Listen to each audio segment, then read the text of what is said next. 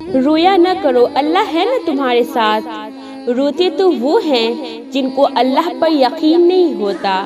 آزمائش سے گزرنے والا ہر انسان بہادر ہوتا ہے، اور تم تو بہت بہادر ہو، بھلا تم کیوں روتی ہو؟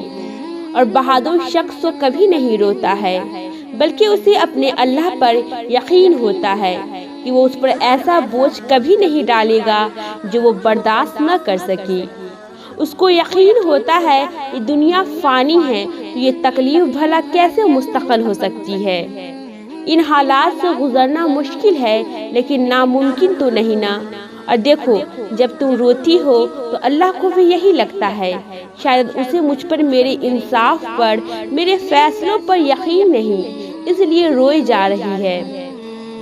اور تم سے تو وہ اتنا پیار کرتا ہے، جب تم روتی ہو نظر میں پھر بھی سب کو رکھے ہوتا ہے، لیکن تم پر خاص نظر ہوتی ہے کہ تمہیں اس کی ضرورت ہے، اور بس پھر کیا تمہاری ایک پکار پر 70 مرتبہ اس کی آواز آتی ہے، میری بندی میں ادھر ہی ہوں۔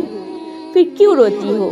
کیوں سوچتی ہو یہ وقت کبھی نہیں گزرے گا، یہ حالات کبھی نہیں بدلیں گے؟ ہاں، آزمائش اور برا وقت ہمیں اس لیے لمبا لگتا ہے کہ اس میں لی ہوئی ایک ایک سانس میں بسی تکلیف ہمیں محسوس ہوتی ہے، لیکن یہ بھی تو اس کا وعدہ ہے، ہر مشکل کے بعد آسانی ہے۔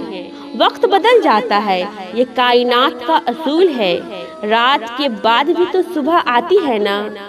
اس کڑے امتحان کے بعد بہت سی خوشیاں تمہارا انتظار کر رہی ہے، بہت بے صبری سے تمہارے چہرے پر کھلنے کے لیے بےتاب ہے۔